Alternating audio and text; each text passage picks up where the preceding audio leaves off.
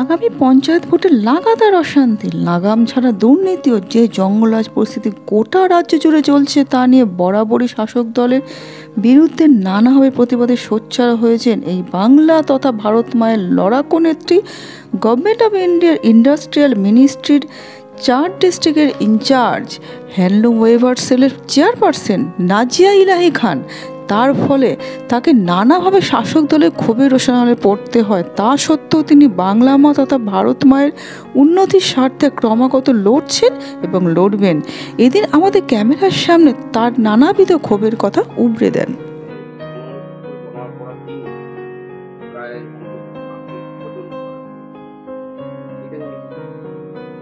নবজোয়ার যাত্রা যা আপনার ভারত জোড়ো যাত্রা যা 2.0 যা হয়েছে, ওটা ওর মধ্যেই নবজোয়ার যাত্রার মধ্যেই অভিষেক ব্যানার্জি বুঝে গেল যে এবার আমরা পঞ্চায়েতে জিততে পারবো না।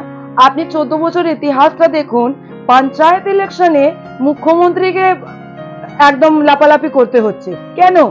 আর আবার 2021-এ সেটাই একটা ড্রামা ছিল, আবার একটা ড্রামা। আমি মনে করছি এই হুইল চেয়ারটা তৃণমূল কংগ্রেস লোগো হতে পারে, সেটাই আমি ভাবছি। আপনি ভাবুন 8 দিনের nomination, nomination is not a part of, is not entirely election, nomination is just a part of election. 8 দিনে 11টা খুন, ভাঙ্গুরকে জেহাদের ময়দান বানানো হলো। ভাঙ্গুরকে এত মানে এরা জঙ্গল জঙ্গল রুল চালালো, মানুষের আবেগটা ভাঙলো। এত ক্রাইম, এত মানে বোমা গুলি কোথায় থেকে আসছে? হাইকোর্ট রেগে যাচ্ছে, হাইকোর্টকে বলতে হচ্ছে যে সিবিআই করার হচ্ছে, হাইকোর্টকে ইন্টারফেয়ার করতে হচ্ছে, ইজলাসকে মহামান্য আদালতকে বলতে হচ্ছে যে এর থেকে তো ভালো কে আপনি পঞ্চায়েত ইলেকশন বন্ধ করে দিন। কিন্তু আপনি দেখবেন যে লোকজন পাশে গিয়ে অভিষেক ব্যানার্জি আর যত তৃণমূল নেতা মন্ত্রী আছে, including the chief minister of West Bengal, মানুষের সামনে মানুষকে বুঝানো একদম খুব বড় বড় বক্তব্য দেন। কিন্তু প্রত্যেক ইজলাসে, প্রত্যেক কোর্টে, হাইকোর্ট বলুন, লোয়ার কোর্ট বলুন, সুপ্রিম কোর্ট বলুন, লিগাল থাপ্পড় খাচ্ছে, কোথাও জিততে পারছে না, কোনো কেসেই জিততে পারছে না। তার মানে আপনি ভাবুন যে এদের পাশে কোনো প্রমাণ নেই কে নিজেরকে ইনোসেন্ট করে দেখাবে, একদমই প্রমাণ নেই এদের পাশে। আপনি ছোট কেস বলুন না বড় কেস বলুন, একটা জিনিস এরা শিখেছে যে সব সময় ভারতের প্রধানমন্ত্রীকে গালাগাল করবে, ডিফেম করবে। সব সময় এরা লুঙ্গি বাহিনীকে নিয়ে একদম টেররিস্ট গ্যাং রেডি করেছে। পরশুদিনও আমরা দেখলাম, আমি যখন প্রশ্ন তুললাম যে এখানে কেন বাংলাদেশি আর পেশাউরি আছে, তাহলে মানুষ অনেক গায়ে লেগে গেল। পরশুদিন তো দুটো পেশাউরি ধরা পড়লো, পাকিস্তানি, প্রত্যেক চ্যানেলে দেখালো। তো আছে তারপরেই তো ধরা পড়লো। এখানে রোহিঙ্গা আছে, এখানে বাংলাদেশি মুসলমান আছে, এরা কি করছে? আমার তো হাইকোর্টে মামলাও আছে যে ডায়মন্ড হারবার কনস্টিটিউয়েন্সিতে অনেক বাংলাদেশি। আপনি কি ভাবছেন যে এত বোমা কোথায় থেকে উদ্ধার হচ্ছে? তৃণমূল কংগ্রেস লিডার গাড়ি থেকে বোমা বেরোচ্ছে, Trinamool Congress leader block president pocket থেকে বন্দুক বেরোচ্ছে। এটা কি সরকার? এই কোন ধরনের সরকার? আমরা সবাই জানি যে আমাদের প্রিয় মুখ্যমন্ত্রী কখনো আইন মানেন না, সব সময় আইনকে উনি ডিফেম করে, মালাইন করার চেষ্টা করেন। এই রাজ্য সরকারে ঐতিহাসিক কাজ হয়েছিল, সিবিআই অফিসারকে অ্যারেস্ট করা হয়েছিল। এই রাজ্য সরকার এমন একটা সরকার যে যখন আমরা কিছু এই রাজ্য সরকারের পোলপাট্টাটা খুলবো, আমাদেরকে মালাইন করার একদম স্টার্ট করে দেবে। কিন্তু আমরা মুখটা বন্ধ করতে পারবো না। এখন মানুষ বলছে পার্থ চ্যাটার্জি চোর, এখন মানুষ বলছে কেষ্ট চোর, গরুর চোরের মেয়ে, এটা মানুষ বলছে। এখন শাইনি ঘোষ পেয়ে গেছে ইডি সাম্মান। আমি বলবো এটা যা হচ্ছে খুন খারাবা, এটা যা হচ্ছে মানুষের আবেগ সঙ্গে খেলাখেল করা, সেটা বন্ধ করার জন্য এই সরকারকে সরাতে হবে, এই সরকারকে একদম শেষ করতে হবে। देखिए, नवजोर यात्रा जो था ना, वो 2.0 था आपका भारत जोड़ो यात्रा। मुझे तो आज तक समझ में नहीं आया कि भारत टूटा कब था।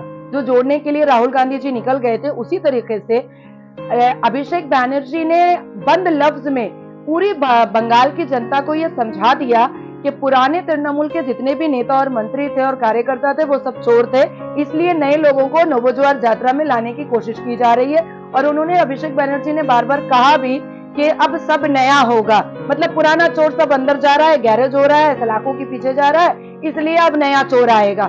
मुझे लगता है कि पुराने चोरों में जो थोड़ी बहुत कमी थी, नए चोर तो और भी ज्यादा वास्ट और फास्ट और एनर्जेटिक होंगे।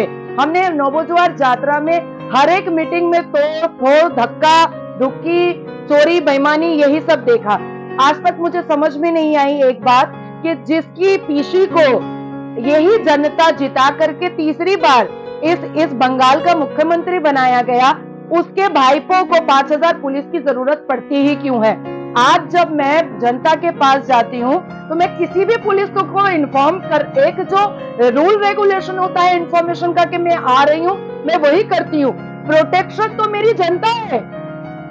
आज तो भारतीय जनता पार्टी की सरकार यहाँ नहीं है, लेकिन फिर भी हम अपनी जनता को अपना प्रोटेक्शन मानते हैं, हम अपनी जनता पर विश्वास करते हैं। अभिषेक बनर्जी के दौरे पर यही जनता उनको चोर चोर करके चिल्लाई थी, जो वो बीच रास्ते में गाड़ी से उतर करके उसको अरेस्ट करने के लिए दौड़े थे।